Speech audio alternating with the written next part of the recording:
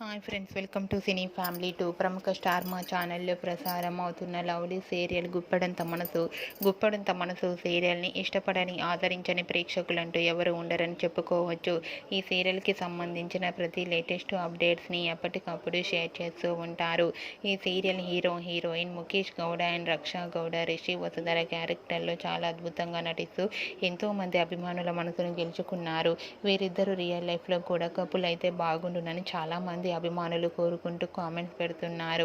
అయితే రీసెంట్గా గుప్పెడంత మనసు serial heroine Rishi Vasudhara shooting location latest ఫొటోస్ని షేర్ చేశారు.